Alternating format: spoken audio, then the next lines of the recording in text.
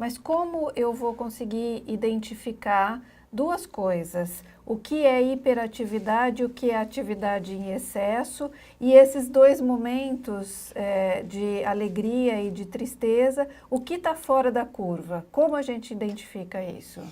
Olha, então, eu acho que assim, uma coisa importante é que existe um aspecto da questão da dinâmica com que essas coisas ocorrem, quer dizer, o que é natural é que a criança fique alegre, fique triste, ela, é um direito dela entristecer, né? Então, essa coisa de não querer que uma criança esteja triste ou de se sentir culpado porque uma criança está triste, não, na tristeza ela está elaborando uma porção de lutos, uma porção de perdas, né? Essa criança que está crescendo, ela está perdendo a primeira infância, ela está perdendo aquele lugar de Sua Majestade o bebê, daquele mundo protegido, ela está saindo da clausura familiar para o mundão. Então, há momentos em que ela vai lamentar perder tudo isso, né? Algumas fantasias que ela tinha e que já não tem mais, a respeito do mundo, dos pais, né?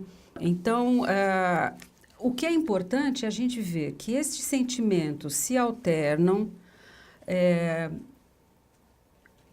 e não permanecem, por exemplo, uma criança que permaneça triste o tempo todo, que não consiga brincar, que não consiga ter contato com os amiguinhos, que não tenha curiosidade, interesse pela vida. Isso sim é um sinal de que alguma coisa não está bem, né? A mesma coisa com relação a distinguir, você falou, hiperatividade e vitalidade, né? Vitalidade, atividade em excesso. É, é a mesma coisa, quer dizer, quando você vê uma criança que está assim, o importante é entender o que está angustiando essa criança. Quer dizer, por que ela não consegue se conter e está o tempo inteiro se movimentando? Quer dizer, é uma criança que está dando evidências de que o aspecto não só emocional, mas junto com o emocional, o aspecto cognitivo, ela não está conseguindo encontrar maneiras de representar simbolicamente aquilo que ela está sentindo. Por exemplo, uma criança que está com raiva do pai e da mãe, e aí ela vai brincar com os bonequinhos dela, lá com o Lego dela. E daí ela representa aquilo de uma maneira assim, por exemplo, ela tem um acidente de carro e aí aquela pessoa morre e arrebentou a cabeça para um lado. Ela está expressando a raiva dela de uma forma concreta, que é o jeito que uma criança pensa, né? Mas uma criança que não consegue brincar e que está o tempo todo em ação, ação, ação, ela está, vamos dizer assim, sinalizando que essa capacidade dela de simbolizar os pensamentos e os sentimentos dela está ausente. Então, o que tem que ser trabalhado nela é isto, é que ela encontre, que ela construa formas de dar representação para o que ela sente e para o que ela pensa, tá? Agora, a gente sabe também que a escola, ela está atenta a isso. Por isso, a gente sempre costuma dizer para vocês, vocês que nos acompanham em outros momentos, com vários outros profissionais, a gente sempre tem colocado isso. A escola, ela tem profissionais e você, se tiver essas dúvidas num primeiro momento, recorra à escola, porque elas têm profissionais que poderão sim sinalizar algumas sugestões, algumas outras informações para que você tome ou não alguma outra atitude, alguma outra providência. O que eu acho que é importante, né, doutora, é a gente não achar que tudo precisa ser problematizado antes, efetivamente, de que isso seja observado, essas informações sejam trocadas com os profissionais na escola, Sim, correto? sim. Então, é aquela questão das etapas, né? De você observa na família, observa em casa, observa dentro do ambiente escolar, dentro da vida social. Primeira coisa é olhar para essa criança, é interagir com essa criança, é conversar com ela, é perguntar para ela, né? Ver como ela está vivendo, né? Se você se sente incapaz naquele momento de interpretar o que está acontecendo no mundo dela, e alguma coisa do que acontece tem a ver com o ambiente escolar, eu acho que você tem toda a razão, Carla. Eu acho que o primeiro passo é assim, então vamos ver na escola o que a escola está observando. Vamos ver o que a escola tem para nos dizer, né? Para depois, então, se de fato a questão transcender as possibilidades tanto da família quanto da escola, e procurar uma ajuda especializada. Então, a gente queria chamar um outro VTzinho aí para vocês, porque ele fala exatamente sobre isso. Por favor. O Ensino Fundamental 1 é a base que consolida os pilares que vão sustentar toda a educação básica. De que forma os pais podem ou devem participar desse momento educacional? Todas as angústias das famílias sempre estão ligadas com a preocupação de manter o bem-estar dos seus filhos. Às vezes a gente encontra famílias, e não precisa ser em escola, né? Às vezes em um lugar público, você olha para a família que está tendo uma reação diante de um pedido ou de uma demanda do filho, e você começa a observar e você fala, nossa, esse pai é bom, essa mãe é boa, não é? Eu sempre gosto de pensar e lembrar com quem trabalha comigo, não existe pai bom e nem pai ruim. Existem pais e eles querem o melhor para os seus filhos sempre. E nessa perspectiva de querer o melhor, toda vez que eu tenho mudança de ciclo, a criança não sabe direito o que vai encontrar. E para ela, nas diferentes faixas etárias, a novidade é sempre agradável. Quem tem preocupações e cuidados são os pais mesmos, né? Meu filho vai dar conta, ele vai ser acolhido nesse novo segmento, ou meu filho está crescendo, não é mais uma criancinha, agora já é um garoto ou uma garota no ensino fundamental 1, agora ele está indo para o fundamental 2, ele já é um adolescente, no auge da adolescência, será que vai dar tudo certo, que ele vai ser aceito pelos amigos? Aí quando chega no ensino médio, nossa, meu filho já é um jovem perto até de sair da casa dos pais, muitas vezes, quem vai fazer faculdade fora.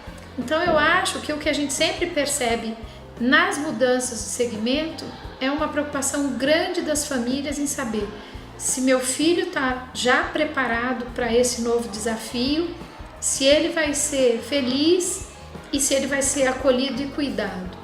Então, se você conversa com um pai que tem um filho saindo da educação infantil para o Fundamental 1, você ouve essas mesmas preocupações, talvez assim, com uma roupagem diferente de, nossa, ele vai sentir falta da professora, alguém vai cuidar do lanche, será que ele vai ter... E aí você vai mudando com o segmento e você vai ouvindo das famílias preocupações que se resumem a isso, né? Se meu filho está pronto, se eu vou ter alguém para cuidar e protegê-lo nas necessidades, para que ele continue sendo feliz.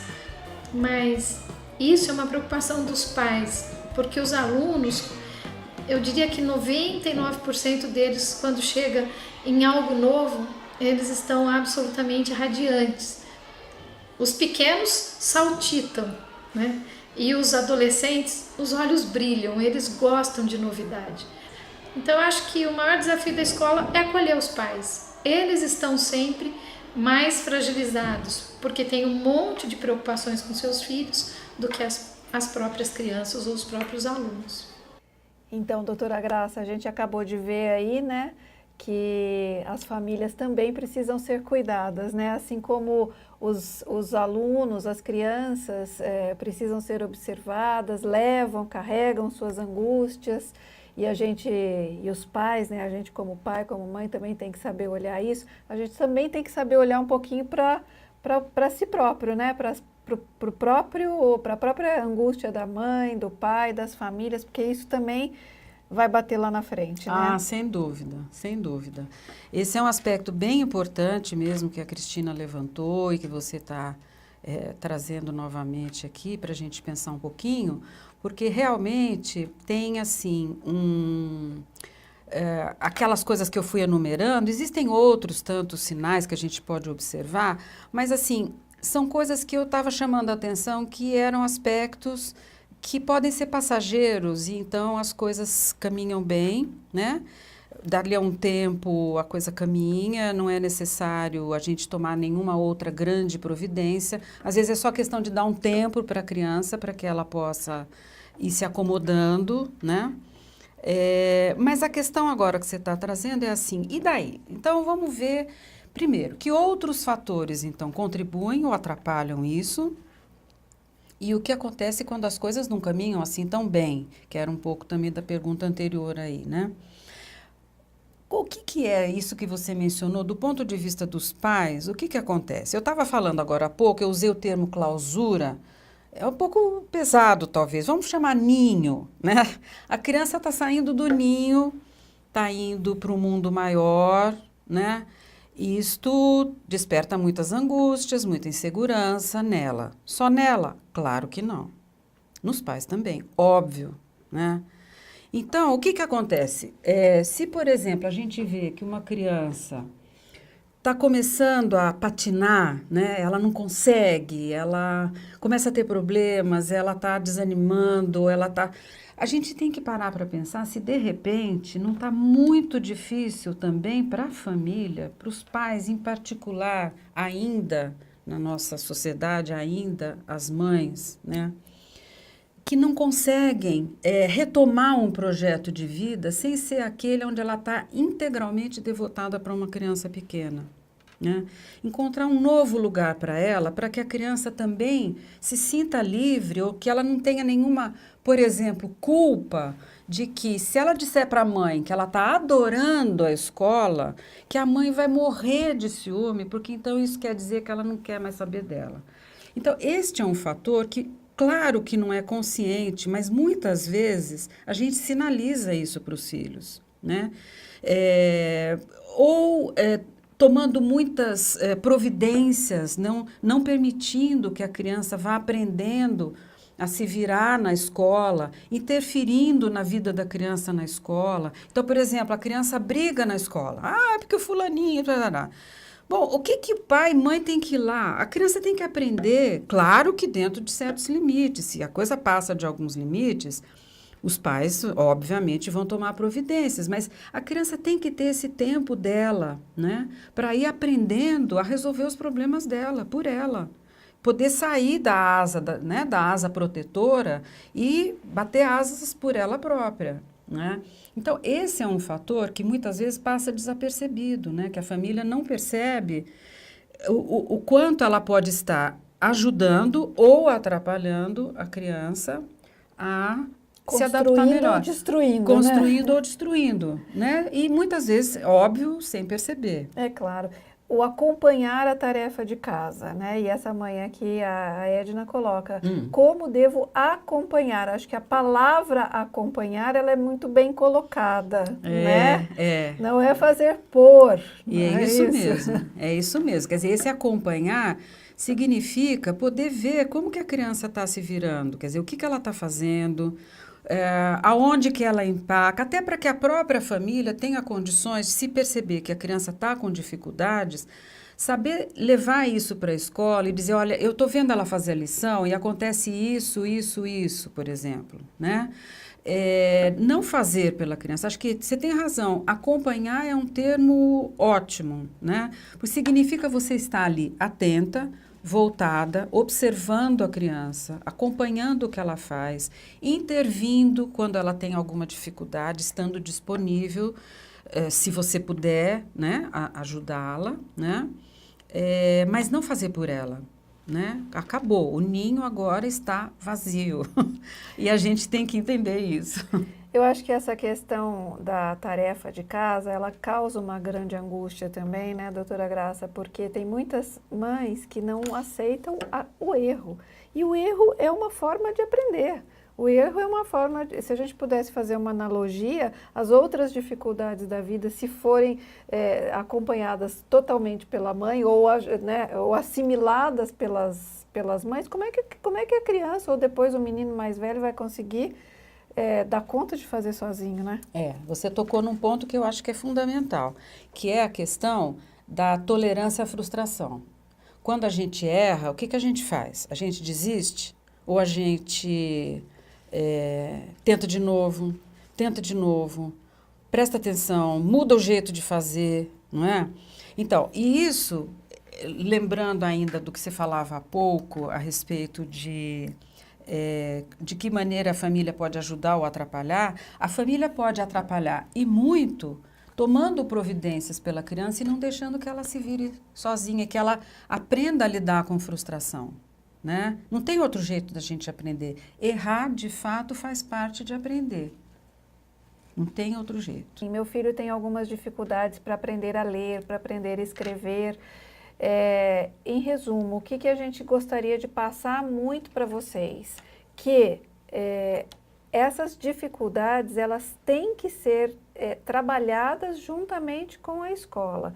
E a gente sempre diz para vocês que, primeiro, entenda o que é a expectativa da escola, porque às vezes a sua expectativa é diferente do que é previsto naquele momento, né, doutora Graça? Então, essa questão de ele já está sabendo ler, ele ainda não sabe ler, os outros sabem, são questões muito técnicas realmente que a escola vai poder colocar para vocês, sem perder de vista, né, que todo outro cenário tem que ser analisado. Talvez essa dificuldade de uma leitura, de uma escrita, ela esteja em alguns processos cognitivos, processos de aprendizado, que estejam sendo comprometidos ou influenciados por todos esses aspectos emocionais. Exatamente. Né? Ou não, ou aquela criança tem um ritmo um pouco mais lento, um ritmo próprio dela, o que não quer dizer que isso signifique um problema, certo, Alguma doutora? coisa anormal. Não, antes do anormal, a gente tem muita coisa para fazer, para ajudar uma criança.